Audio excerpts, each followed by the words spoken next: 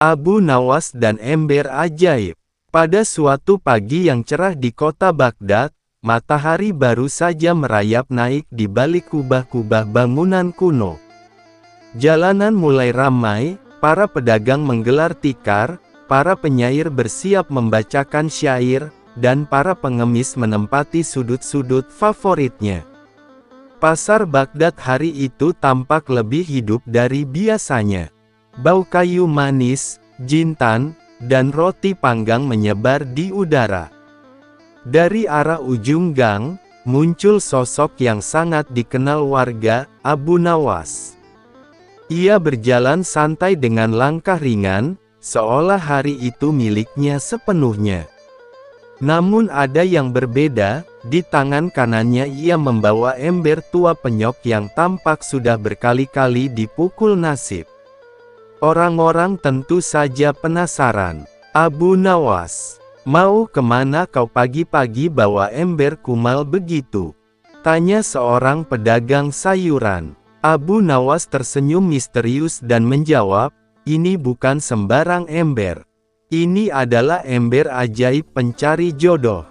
Barang siapa melihat ke dalamnya, akan mengetahui nasib jodohnya." Perkataan itu langsung memancing keributan kecil. Beberapa orang tertawa, beberapa lainnya terperangah serius. Nama Abu Nawas memang dikenal, terkadang ia membawa kebijaksanaan, terkadang ia membawa kekacauan, terkadang keduanya sekaligus. Abu Nawas menuju sumur umum di tengah pasar, meletakkan ember di tepi, dan mulai mengisi air. Orang-orang mulai berkumpul. Seorang pemuda yang terkenal pemalu berbisik pada temannya, "Aku sudah 3 tahun mencari jodoh tapi tak kunjung dapat. Apa aku harus mencoba?" Temannya menjawab, "Kalaupun gagal, setidaknya kau sudah mencoba sesuatu hari ini selain menatap gadis-gadis pasar dari jauh."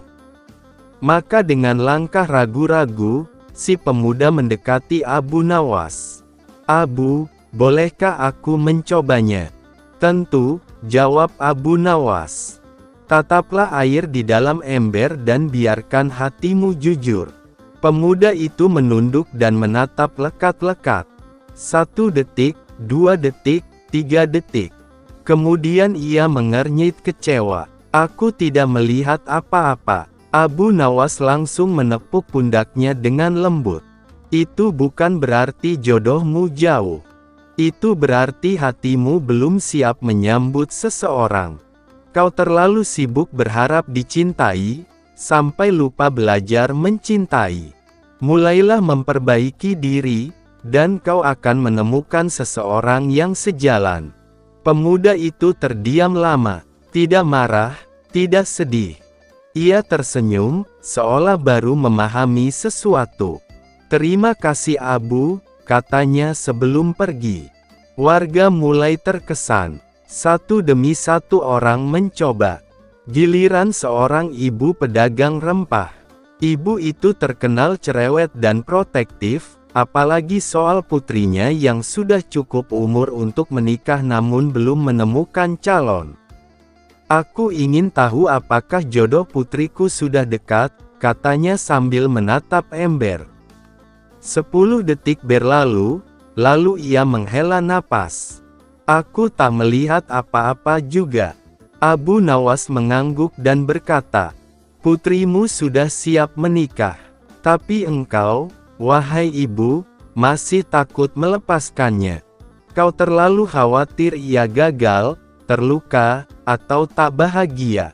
Itu justru menghalangi kebahagiaannya. Ketika kau percaya ia mampu berdiri sendiri, jodohnya akan datang dengan sendirinya." Ibu itu berlinang air mata dan memeluk Abu Nawas. "Terima kasih. Aku akan belajar percaya pada anakku." Lalu datang sekelompok remaja. Mereka datang bukan karena serius mencari jodoh, tapi ingin mengejek. "Ayo Abu, kami ingin melihat calon istri kami." Hahaha. Abu Nawas tidak tersinggung. Ia malah mempersilakan. Satu persatu mereka menatap ember dan hasilnya sama, tidak terlihat apa-apa. Dengan suara berat Abu Nawas menyampaikan, "Kalian tidak melihat apa-apa karena kalian belum tahu apa itu cinta. Kalian menganggap hubungan hanya permainan. Kalau cinta belum kalian hormati, jangan harap ia mendekat." Remaja-remaja itu terdiam, pipi mereka memerah, lalu mereka pergi sambil malu-malu. Orang-orang semakin yakin, ember itu punya daya luar biasa. Mereka menyebutnya ember ajaib, tapi diam-diam mereka sadar, yang membuatnya ajaib adalah ucapan Abu Nawas yang seolah mampu membaca hati manusia. Lalu datang momen yang ditunggu-tunggu. Tiba-tiba kerumunan terbelah. Orang-orang membuka jalan. Semua bergumam pelan. Yang datang adalah Tuan Faruk, saudagar kaya yang terkenal kikir, sombong, dan keras kepala. Semua orang tahu ia gagal mendapatkan istri meskipun sangat kaya. Mas kawinnya besar, rumahnya megah, tapi sifatnya buruk. Ia berdiri menatap Abu Nawas dengan tatapan menghina. "Jadi kau menipu orang-orang dengan ember tua ini?" katanya keras. "Kalau ember ini memang ajaib, biarkan aku melihat siapa calon istriku." Kerumunan langsung senyap. Abu Nawas tidak gentar. "Tentu, Tuan Faruk. Silakan duduk dan lihatlah ke dalam ember." Faruk menatap ember. Ia menunggu, dan tiba-tiba wajahnya berubah menjadi merah, seakan menahan amarah. "Aku hanya melihat diriku sendiri," teriaknya. Abu Nawas menghela napas panjang, kemudian menjawab lantang agar semua mendengar. "Itu karena tidak ada satupun wanita yang ingin menikah denganmu sebelum kau berhenti mencintai dirimu sendiri melebihi semua orang. Kau sombong, kau pelit, kau merasa dirimu paling penting. Cinta tidak mungkin tumbuh pada hati yang penuh kesombongan." Semua orang terdiam.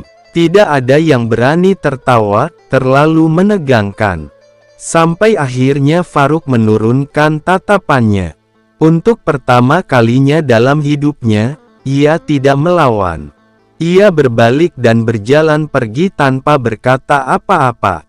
Beberapa minggu berlalu, tidak ada kabar tentang Faruk. Namun perlahan, penduduk kota mulai menyadari perubahan besar. Faruk mulai menggratiskan roti kepada anak-anak miskin, membantu tetangga tanpa meminta imbalan, berbicara sopan pada pelayan, menggunakan hartanya untuk membantu pembangunan masjid. Orang-orang heran, apa yang membuatnya berubah begitu drastis. Suatu malam, Abu Nawas duduk di depan rumahnya menatap langit bintang. Faruk datang tanpa pengawal, tanpa pakaian mewah. Ia duduk di samping Abu Nawas. "Aku ingin berterima kasih," katanya dengan suara pelan. "Selama ini aku merasa tidak pernah kurang apapun, padahal aku miskin dalam kasih sayang. Setelah aku mengubah diriku, banyak orang mulai menyayangiku, bukan karena hartaku, tapi karena perhatian yang kuberikan." Abu Nawas tersenyum hangat. Manusia tidak dihormati karena kemewahannya. Ia dihormati karena apa yang ia lakukan untuk orang lain. Faruk mengangguk. Ia menepuk bahu Abu Nawas lalu pulang dengan perasaan baru, perasaan menjadi manusia sesungguhnya. Esok harinya di pasar, sekelompok anak kecil berkumpul di dekat Abu Nawas. Salah satu anak bertanya polos, "Abu, apakah ember itu benar-benar ajaib?" Abu Nawas tertawa dan berkata sambil mengelus kepala mereka, "Tidak, Nak, ember itu biasa saja. Yang ajaib bukan embernya, yang ajaib adalah hati manusia. Saat hati mau berubah, nasib pun ikut berubah." Anak-anak tersenyum. Orang-orang dewasa tersenyum. Bahkan pasar yang ramai pun terasa hangat. Dan sejak hari itu, tidak ada yang menyebut ember itu sebagai ember ajaib. Mereka menyebutnya ember yang mengajarkan manusia melihat dirinya sendiri. Pesan moral, kita sering mencari perubahan di luar diri, menyalahkan keadaan, menuntut orang lain, menunggu keajaiban. Padahal perubahan sejati dimulai ketika kita belajar bercermin, memperbaiki diri, dan membuka hati. Keajaiban datang setelah usaha, bukan sebelum usaha. Abu Nawas dan hujan menjadi banjir. Bagian 1, awal peristiwa cuaca aneh di Baghdad. Pada suatu hari di Baghdad, kota yang terkenal dengan pasar-pasar yang ramai, pedagang rempah, tukang cerita, dan kehidupan malam yang hangat oleh cahaya lentera minyak, cuaca mendadak berubah menjadi aneh. Langit yang biasanya cerah tiba-tiba diselimuti awan hitam tebal, seolah ada tirai kelabu yang menutupi seluruh kota. Tidak ada suara petir, tidak ada angin kencang, namun hujan turun perlahan, sebuah hujan yang tenang, namun anehnya tanpa henti. Awalnya, para penduduk Baghdad tidak mempermasalahkannya. Hujan adalah berkah, dan semua orang selalu bersyukur atasnya. Anak-anak masih bermain di depan rumah, pedagang masih menawarkan dagangannya di pasar, dan suara tawa masih terdengar di sepanjang jalan. Tetapi ketika hari sudah malam dan hujan masih belum berhenti, warga mulai bertanya-tanya. Ketika memasuki hari kedua, hujan belum juga mereda. Ketika memasuki hari ketiga, hujan masih turun dengan intensitas yang sama, tidak deras, tapi tanpa henti seperti air yang sengaja ditumpahkan dari langit. Sungai Tigris mulai naik, parit-parit di jalan mulai penuh.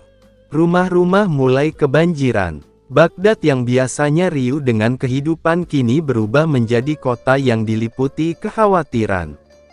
Orang-orang mulai berlarian menyelamatkan barang-barang dari genangan air, pedagang menutup kios lebih cepat, dan suara doa terdengar di berbagai sudut kota memohon agar hujan berhenti.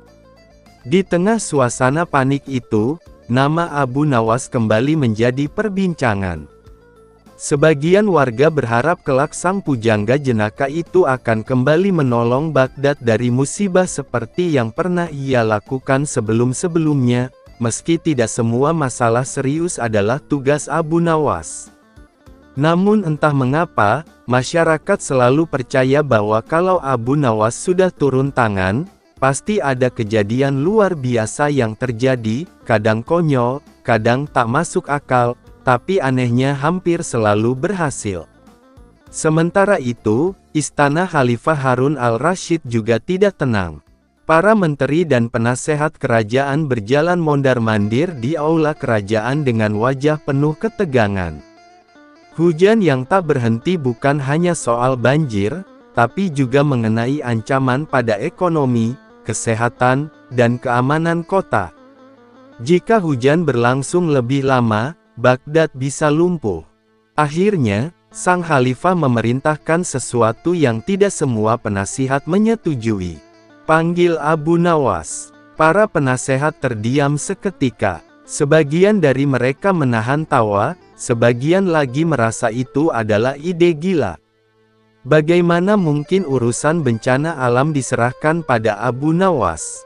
Dia memang cerdas, tetapi seringkali tingkah laku dan strateginya tidak ortodoks, dan itu membuat sebagian pejabat tidak menyukainya.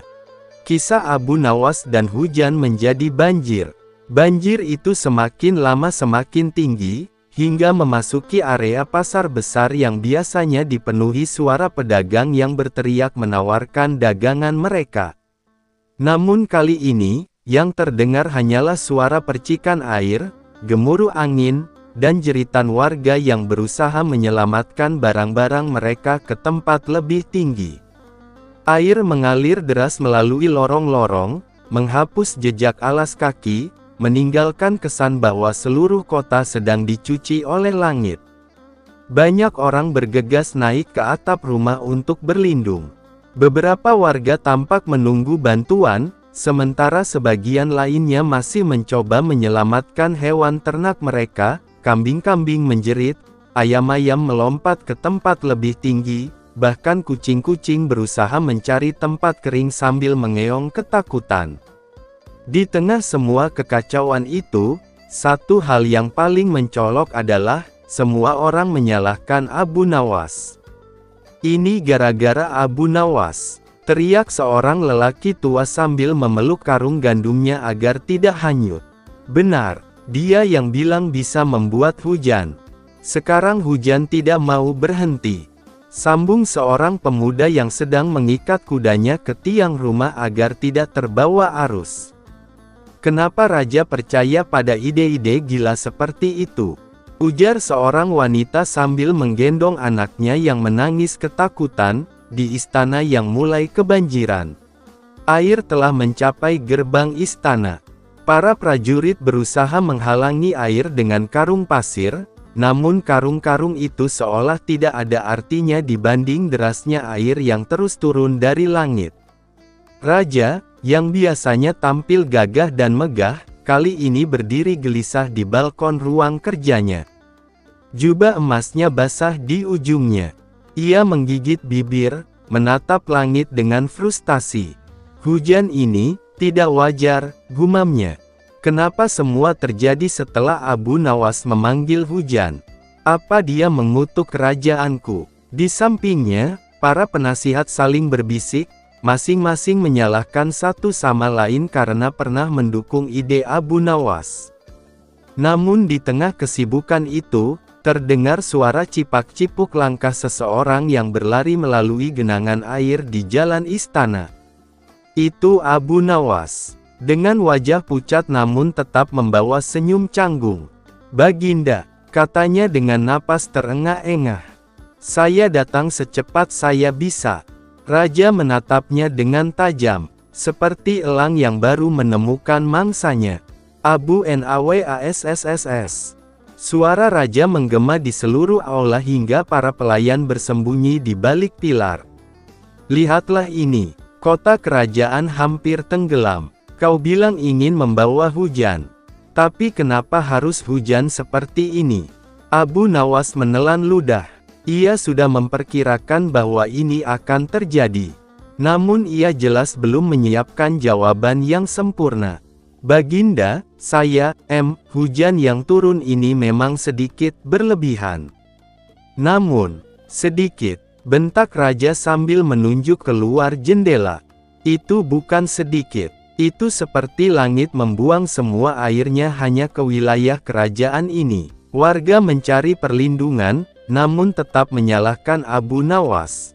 Di luar istana, banyak warga berusaha naik ke dataran yang lebih tinggi. Ada yang menuju bukit kecil di tepi kota, ada pula yang menuju menara masjid sebagai tempat perlindungan sementara. Namun meski sedang basah kuyup, mereka tetap menyempatkan diri untuk mengomel tentang Abu Nawas. "Aku bilang sejak dulu, ide orang itu aneh." "Betul, dia bahkan pernah membuat raja ketawa di tengah rapat penting. Sekarang apa? Dia membuat seluruh kerajaan berenang. Kalau banjir ini tidak berhenti, kita harus mengusirnya dari kota." Meski demikian, beberapa orang yang mengenal Abu Nawas secara pribadi justru tidak terlalu marah. "Ah, Abu Nawas itu baik kok," kata seorang ibu tua sambil memeras ujung kerudungnya. "Dia cuma suka bercanda." "Masalahnya," jawab tetangganya, "kali ini candaannya jadi kenyataan." Raja memaksa Abu Nawas memberi solusi. "Baiklah," kata raja sambil menahan amarahnya. "Sekarang kau harus menghentikan hujan ini. Apapun caranya, aku tidak peduli bagaimana. Jika tidak, kau tahu apa akibatnya." Abu Nawas tersenyum kecut. Ia tahu akibatnya, hukuman. "Menghentikan hujan bukan perkara mudah, Baginda," katanya pelan. "Kadang hujan adalah anugerah, kadang ujian. Dan kadang, memang terlalu bersemangat. Jangan berfilsafat di saat seperti ini," bentak raja. "Berikan solusinya." Abu Nawas mengangguk. Kemudian ia menunduk sejenak, berpikir dengan sangat cepat. Ia teringat bahwa ia memang melakukan ritual kecil dengan doa dan syair aneh yang membuat hujan turun. Tapi ia lupa satu hal penting, ritual itu seharusnya diakhiri dengan penutup. Tanpa penutup, hujan bisa terus turun, tanpa batas. Baginda, katanya, saya tahu cara mengatasinya. Raja menatapnya dengan penuh harapan namun juga curiga. Baiklah, katakan. Namun, lanjut Abu Nawas, saya perlu beberapa bahan khusus. Bahan, jenis apa? Obat-obatan, ramuan, benda suci. Lebih sederhana dari itu, Baginda, jawab Abu Nawas sambil tersenyum polos. Saya membutuhkan sebuah payung yang sudah rusak, sepasang sandal jepit yang putus, sebuah gentong kosong, seekor ayam, dan Baginda sendiri. Raja langsung ternganga kaget. Apa? Raja tidak punya pilihan. Penasihat kerajaan berbisik-bisik lagi. Payung rusak. Untuk apa? Sandal jepit putus. Apa dia mau mandi hujan? Gentong kosong, ini ritual apa sebenarnya? Ayam. Namun Raja tahu satu hal. Abu Nawas aneh, tapi selalu berhasil. Ia mengusap wajahnya dan bergumam, kenapa hidupku selalu seperti ini kalau berurusan dengan Abu Nawas? Akhirnya ia berkata, baiklah.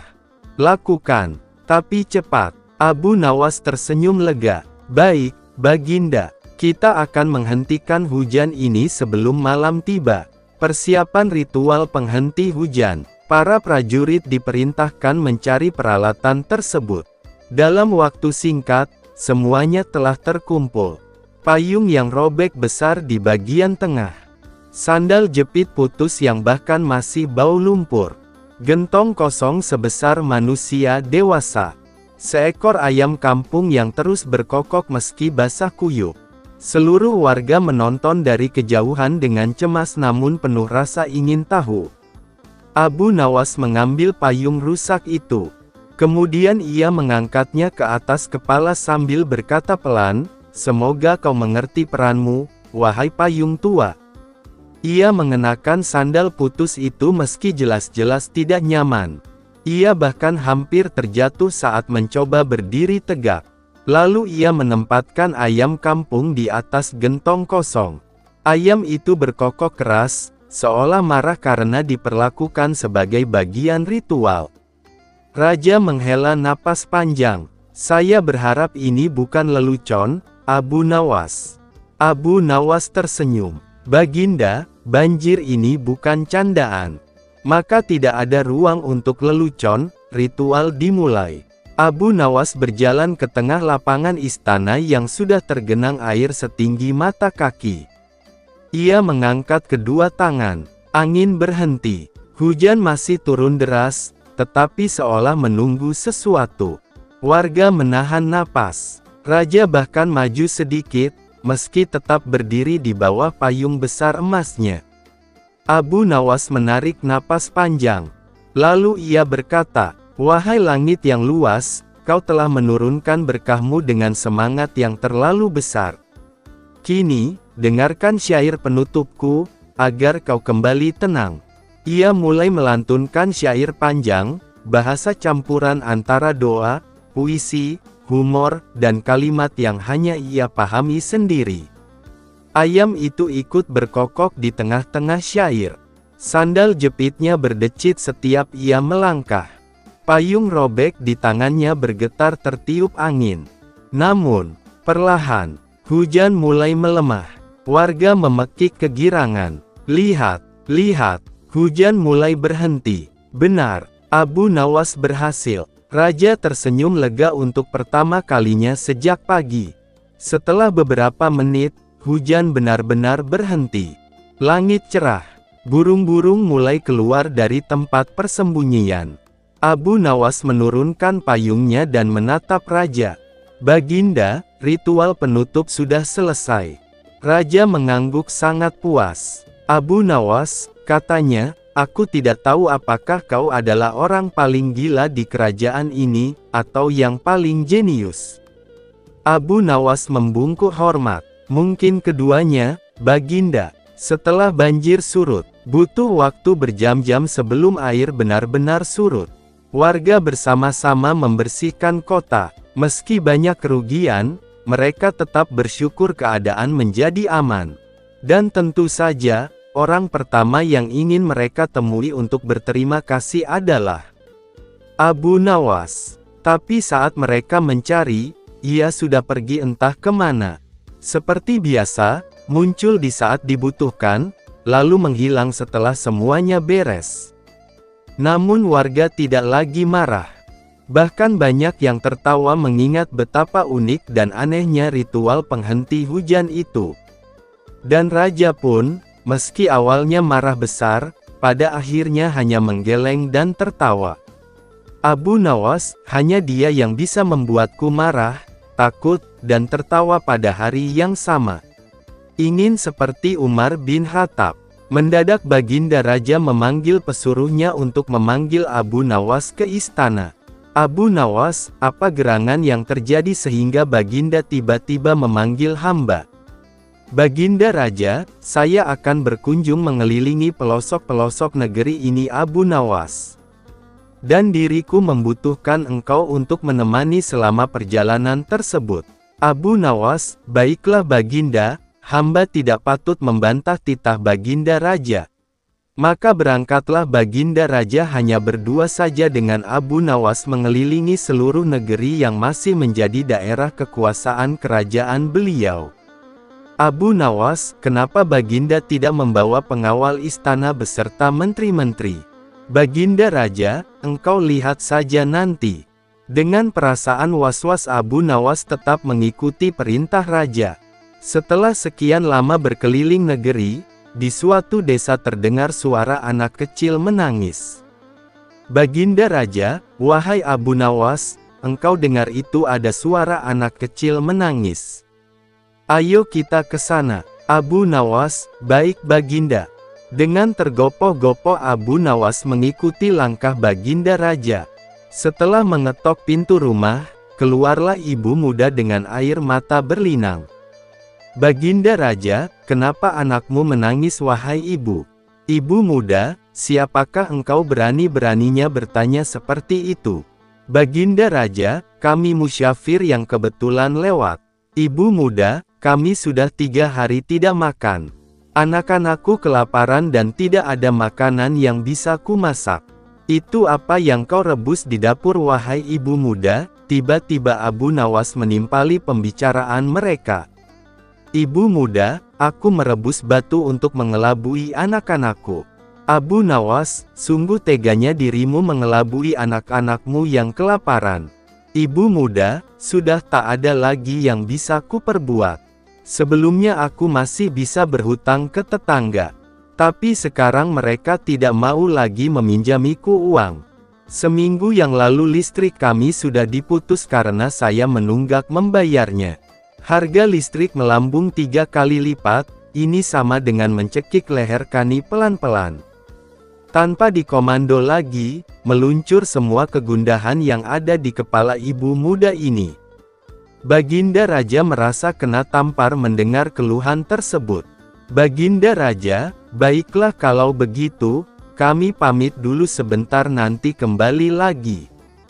Ibu muda, kalau sempat tuan-tuan bertemu Baginda Raja tolong sampaikan ini semua. Tidak pantas dia memimpin kerajaan ini. Sebaiknya ganti saja raja di kerajaan ini. Abu Nawas, baik ibu, nanti saya sampaikan. Bergegas Baginda Raja menarik kerah baju Abu Nawas meninggalkan rumah ibu muda itu. Baginda Raja, kita harus ambil beras di gudang secepat mungkin Abu Nawas. Abu Nawas, di gudang mana wahai Baginda? Baginda Raja, di gudang kerajaan, emang ada gudang yang lain. Abu Nawas, mana ada beras di sana Baginda? Baginda Raja, beberapa hari yang lalu aku menyuruh Menteri Pertanian untuk mengimpor beras dari negeri tetangga. Abu Nawas, bukannya beras itu masih tertahan di dermaga Baginda? Baginda Raja, astaga, aku lupa. Lalu apa yang mesti kita bawa untuk menolong ibu muda itu wahai Abu Nawas? Abu Nawas, mestinya Baginda membantu petani untuk swasembada beras, bukan malah mengimpor beras. Dengan kebijakan impor tersebut petani banyak yang merugi, sehingga mereka tak mau lagi ke sawah. Baginda Raja, lalu apa yang harus kulakukan wahai Abu Nawas? Abu Nawas, lakukanlah kebijakan yang berpihak pada rakyat kecil Baginda. Baginda Raja, maksudku apa yang harus kita bawa untuk menolong ibu muda tadi? Abu Nawas, jadikan saja dia istri Baginda. Baginda Raja, apa katamu? Tidak ada kisah Sayyidina Umar bin Khattab seperti itu. Negeri mimpi. Baginda Raja tiba-tiba mendatangi kediaman Abu Nawas. Melihat gelagat kedatangan Baginda Raja yang mendadak ini, Abu Nawas merasa ada yang tidak beres. Baginda Raja, wahai Abu Nawas, tadi malam aku bermimpi. Abu Nawas, mimpi apakah itu wahai Baginda? Baginda Raja, aku bermimpi melihat suatu negeri yang sangat indah. Masyarakatnya kebanyakan berdagang. Abu Nawas, lalu kenapa dengan negeri itu Baginda Raja? Baginda Raja, aku sudah sering mengunjungi negeri seperti itu. Namun ada satu yang mengganjal pikiranku, negeri tersebut terlihat dalam mimpi mempunyai kuliner yang sangat enak-enak. Abu Nawas, jadi menurut Baginda kita akan ke sana mencoba kulinernya. Baginda Raja, kurang lebih seperti itulah Abu Nawas. Sesaat Abu Nawas terdiam. Dia sudah membayangkan bahwa kedatangan Baginda Raja kali ini tidak lain dan tidak bukan adalah mengutus dirinya untuk mencari negeri tersebut. Baginda Raja, kenapa kau termenung wahai Abu Nawas? Abu Nawas, saya menunggu titah Baginda selanjutnya. Baginda Raja, baiklah kalau begitu. Ayo segera kamu siapkan bekal, kita berangkat ke negeri itu sekarang juga. Benar dugaan Abu Nawas semula, ada yang tidak beres. Negeri yang akan dicari hanya ada dalam mimpi Baginda Raja dan ini sangat sulit untuk dicari.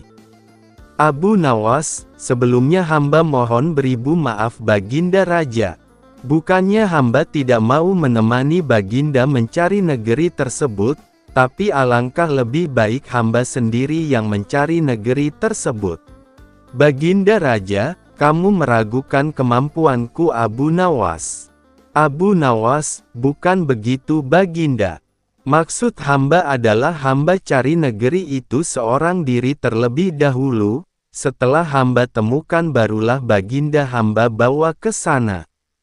Sebab menurut hamba, mencari negeri yang belum pernah kita tempuh akan banyak menemui rintangan, sementara Baginda Raja adalah simbol kerajaan. Jika terjadi sesuatu dan lain hal itu sama saja dengan meruntuhkan kerajaan Baginda. Sesaat Baginda Raja mencerna ucapan Abu Nawas. Baginda Raja, baiklah Abu Nawas. Aku beri kau waktu 3 hari untuk menemukan negeri tersebut. Kalau tidak bisa kau temukan, tanggung akibatnya. Abu Nawas, baik Baginda. Hamba mohon diri. Abu Nawas segera berangkat. Dia tidak tahu harus kemana. Resiko yang dihadapi sangat berat. Tapi bukan Abu Nawas namanya kalau tidak punya 1000 akal. Setelah 3 hari berlalu Abu Nawas mendatangi kembali istana kerajaan. Baginda Raja, bagaimana pencarianmu wahai Abu Nawas? Abu Nawas, sudah saya temukan negeri tersebut Baginda Raja. Baginda Raja, di manakah letak negeri itu? Abu Nawas, negeri itu memang jauh dari sini, butuh waktu seharian penuh berkuda untuk menemukan pinggirannya. Itu baru pinggirannya. Baginda Raja, maksudmu apa ini Abu Nawas? Abu Nawas, negeri tersebut amat luas dan saya baru sampai di pinggirannya saja. Dan benar kata Baginda, tempo hari memang kulinernya sangat enak-enak. Baginda Raja, sudah kau cicipi kulinernya? Abu Nawas, sudah Baginda. Ada satu macam yang menurut saya sangat enak, yakni salalawak. Semakin penasaran Baginda Raja mendengar penjelasan Abu Nawas ini. Baginda Raja, apa nama negeri itu wahai Abu Nawas? Abu Nawas, Pariaman, Baginda. Baginda Raja, ayo sekarang kita ke sana. Maka berangkatlah rombongan kerajaan menuju negeri yang telah diceritakan oleh Abu Nawas. Setelah seharian penuh berkuda, Abu Nawas memberi isyarat untuk berhenti di suatu tempat, tepatnya di pinggir pantai. Baginda Raja, mengapa kita berhenti di sini Abu Nawas? Abu Nawas, Baginda lihat saja nanti. Selang tak berapa lama datanglah segerombolan pedagang membawa dagangannya. Pedagang, ini salah pesanan tuan tempo hari. Tiba-tiba pedagang itu menyodorkan salalawak yang masih hangat. Abu Nawas, inilah makanan khas dari Pariaman yang terkenal enak itu Baginda. Baginda Raja, bagaimana tahu kau negeri ini bernama Pariaman, Abu Nawas? Seingatku ini masih wilayah kerajaanku. Abu Nawas, coba kita tanya pedagang ini. Bapak berasal dari mana? Abu Nawas, coba kita tanya pedagang ini. Bapak berasal dari mana? Pedagang, Pariaman, Tuan. Baginda Raja, di mimpiku tak ada nama Pariaman Abu Nawas. Kau jangan macam-macam ya, Baginda Raja mulai emosi. Abu Nawas, Pariaman ini negerinya sama dengan yang di mimpi Baginda. Negerinya begitu indah dan penduduknya banyak yang berdagang. Lalu yang terpenting, di negeri ini kulinernya sangat enak-enak. Sebelum Baginda Raja memuncak emosinya, Abu Nawas menyodorkan salalawak terlebih dahulu, dan Baginda pun mencicipinya. Abu Nawas, bagaimana rasanya Baginda? Baginda Raja, betul katamu, sangat enak. Tapi pertanyaanku tadi belum kau jawab Abu Nawas. Negeri ini masih wilayah kekuasaanku. Abu Nawas, coba Baginda Raja cicipi air laut di depan kita ini, bagaimana rasanya? Baginda Raja menuruti saran Abu Nawas. Baginda Raja, asin rasanya. Abu Nawas, nah, berarti negeri ini Pariaman Baginda Raja. Baginda Raja kebingungan mendengar penjelasan Abu Nawas tersebut. Pedagang, Pariaman itu air lautnya asin wahai Baginda Raja. Abu Nawas, Baginda dengar sendiri kan dari pedagang tersebut. Berarti kita sudah sampai di Pariaman sekarang. Baginda Raja, jadi, Abu Nawas, ya, benar Baginda. Pariaman ini luas, dan selagi masih asin air lautnya itu masih Pariaman. Sejak saat itu Pariaman terkenal dengan istilah negeri yang luas, dan menurut bahasa di sana disebut Piaman Laweh. Abu Nawas dan keledai yang bisa menghitung. Suatu hari di Baghdad, Sultan Harun al-Rasyid kembali dibuat penasaran oleh cerita aneh yang beredar di pasar. Konon, ada seorang petani miskin yang memiliki seekor keledai ajaib. Keledai itu dikatakan mampu menghitung jumlah barang, menjawab pertanyaan, bahkan tahu mana orang jujur dan mana yang berbohong. Sultan yang terkenal ingin tahu langsung memerintahkan pengawalnya, bawa keledai itu ke istana besok pagi. Aku ingin melihat sendiri apakah benar seekor keledai bisa menghitung. Keesokan harinya, petani datang dengan keledai tua berwarna abu-abu. Keledai itu tampak biasa saja, tidak tampak pintar, apalagi ajaib. Tapi petani itu bersikeras, "Ampun tuanku, keledai ini sangat pintar. Cukup berikan pertanyaan, dan dia akan menjawab dengan suara, hihau, sebanyak jawaban yang benar." Sultan tertarik dan memutuskan untuk menguji. Menunjuk wazirnya, Jafar, lalu berkata, "Tanyakan sesuatu." Wazir berkata, "Wahai keledai, berapa 2 tambah 2? Semua orang menunggu. Beberapa detik kemudian, keledai itu meringkik 4 kali, hihau, hihau, hihau, hihau. Sultan terkejut. Subhanallah, dia benar-benar bisa menghitung. Semua orang bertepuk tangan, tapi Sultan masih ragu. Apakah ini sihir, atau akal-akalan manusia? Lalu ia berkata, "Panggil Abu Nawas. Hanya dia yang bisa mengungkap kebenaran di balik hal-hal aneh seperti ini." Abu Nawas datang dengan langkah santai, seperti biasa, dan memberi salam. Sultan langsung menjelaskan soal keledai ajaib itu. "Abu Nawas," katanya, "keledai ini bisa menghitung. Aku ingin kau cari tahu apakah ini benar-benar keajaiban atau tipu muslihat." Abu tersenyum tipis dan berkata, "Tuanku, izinkan hamba membawa keledai ini 1 malam saja. Besok pagi, hamba akan beritahu jawabannya." Sultan mengizinkan, dan Abu pun membawa keledai itu pulang. Sesampainya di rumah, Abu Nawas mengelus kepala keledai itu dan berkata pelan, "Wahai makhluk sabar, besok kita akan jadi bintang istana." Lalu ia melakukan hal yang tak terduga, mengambil seikat jerami, lalu menaruh minyak wangi di ujung batang jerami terakhir, sedangkan jerami lainnya dibiarkan tanpa bau, menyembunyikan jerami itu dalam sebuah karung. Keesokan paginya, Abu membawa keledai kembali ke istana. Sultan menyambutnya sambil berkata, "Nah, Abu Nawas, katakan padaku, apakah keledai ini benar-benar pintar?" Abu tersenyum dan menjawab, "Tuanku, mari kita buktikan bersama. Tapi kali ini, biarkan wazir yang memegang karung berisi jerami, sementara keledai mencari mana jerami terakhir." Wazir menurut, dan Abu melepas keledai itu. Keledai berjalan perlahan, lalu mencium jerami satu persatu hingga akhirnya berhenti di jerami paling ujung yang diberi minyak wangi dan memakannya. Sultan terlihat kagum. "Lihat, keledai ini tahu mana jerami terakhir.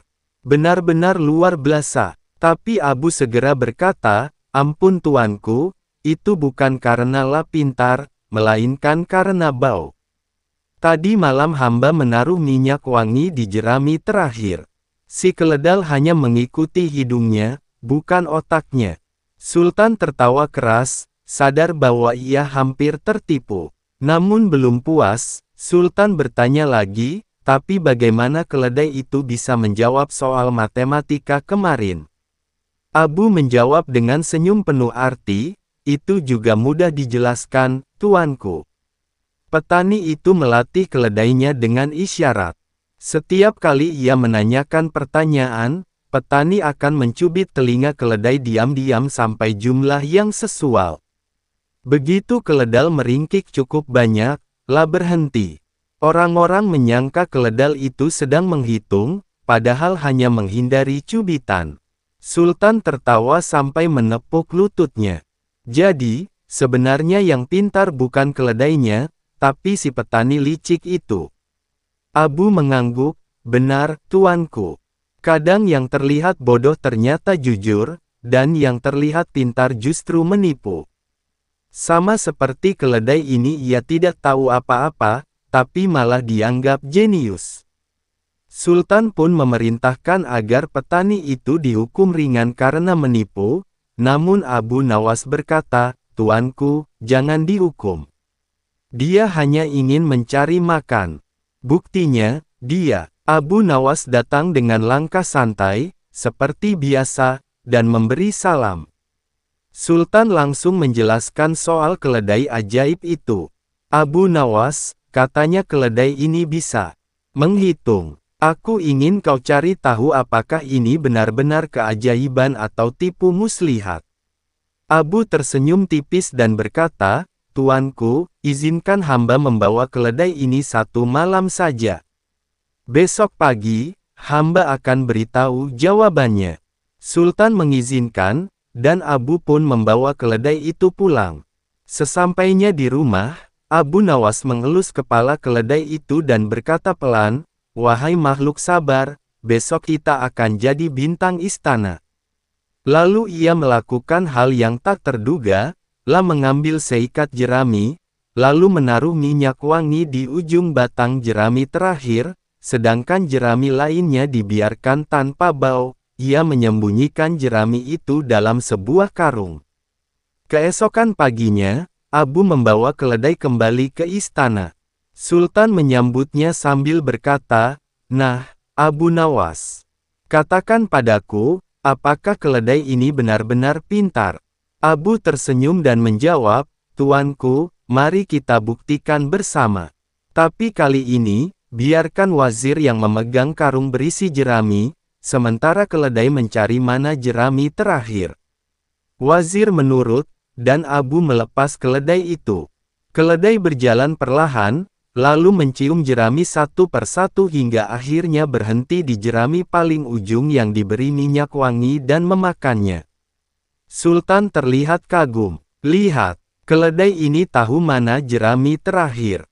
Benar-benar luar biasa. Tapi Abu segera berkata, Ampun tuanku, itu bukan karena pintar, melainkan karena bau.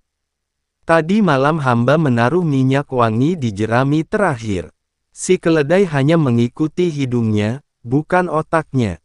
Sultan tertawa keras, sadar bahwa hampir tertipu. Namun belum puas, Sultan bertanya lagi, tapi bagaimana keledai itu bisa menjawab soal matematika kemarin? Abu menjawab dengan senyum penuh arti, itu juga mudah dijelaskan, tuanku. Petani itu melatih keledainya dengan isyarat. Setiap kali menanyakan pertanyaan, petani akan mencubit telinga keledai diam-diam sampai jumlah yang sesuai. Begitu keledai meringkik cukup banyak, berhenti. Orang-orang menyangka keledai itu sedang menghitung, padahal hanya menghindari cubitan. Sultan tertawa sampai menepuk lututnya. Jadi, sebenarnya yang pintar bukan keledainya, tapi si petani licik itu. Abu mengangguk, benar, tuanku. Kadang yang terlihat bodoh ternyata jujur, dan yang terlihat pintar justru menipu. Sama seperti keledai ini ia tidak tahu apa-apa, tapi malah dianggap jenius. Sultan pun memerintahkan agar petani itu dihukum ringan karena menipu. Namun Abu Nawas berkata, Tuanku, jangan dihukum, dia hanya ingin mencari makan. Buktinya, dia berhasil membuat raja tertawa hari ini. Bukankah itu sudah cukup berharga? Sultan mengangguk. Kagum pada kebijaksanaan Abu Nawas sebelum pergi, Sultan bertanya iseng, Abu Nawas, apakah kau punya hewan pintar di rumahmu juga? Abu menjawab santal. Tentu, tuanku, seekor ayam. Sultan bertanya, dan apa kehebatannya? Abu tersenyum lebar. Ayam saya tahu kapan waktu makan, kapan waktu tidur, dan kapan saya harus diam kalau istri sedang marah. Kalau itu bukan kepintaran, entah apa lagi namanya. Sultan tertawa terbahak-bahak sampai kursinya bergoyang. Sejak hari itu, rakyat Baghdad kembali menceritakan kelicikan dan kepintaran Abu Nawas dari pasar ke pasar. Dan keledai yang dulu dianggap ajaib kini hanya dikenal dengan julukan, keledai yang hampir jadi profesor. Abu Nawas melunasi hutang raja. 2. Ini adalah kisah Abu Nawas ketika dia mengembara ke sebuah kerajaan yang negerinya kaya raya. Sumber daya alam di sana berlimpah, alamnya begitu indah, tapi sayang rakyatnya masih banyak yang hidup di bawah garis kemiskinan. Saat ini Baginda Raja sedang pusing 7 keliling dikarenakan hutang kerajaan yang kian hari kian menggunung. Negeri tetangga selalu menawarkan uang kepada raja untuk dipakai membangun negeri. Awalnya Baginda Raja sangat senang hatinya, bisa membangun jalan sampai ke pelosok negeri. Namun tanpa disadarinya, pinjaman sudah tak terkendali sementara pembangunan jalan baru separuh saja. Mendengar Abu Nawas datang berkunjung, Baginda Raja segera memanggilnya untuk meminta nasihat. Baginda Raja, wahai Abu Nawas, sangat senang hatiku engkau mau datang ke kerajaanku ini. Abu Nawas, terima kasih Baginda, hamba juga senang Baginda. Betapa tidak, hamba yang hanya seorang pengembara bisa hadir diajak untuk makan siang di istanamu yang megah ini. Baginda Raja, makanlah sepuasmu Abu Nawas, jangan malu-malu. Abu Nawas, kalau boleh tahu ada apa gerangan Baginda Raja memanggil saya ke istana? Baginda Raja, habiskanlah dulu makananmu, baru nanti saya bercerita. Abu Nawas segera menyelesaikan makannya agar Baginda Raja menceritakan maksud undangan itu. Baginda Raja, tidak enakkah makananku ini Abu Nawas? Begitu tergesa-gesanya kau makan. Abu Nawas, tidak Baginda, makanan ini sangat enak. Aku sebagai seorang pengembara tidak boleh makan banyak-banyak sebab perjalananku masih jauh.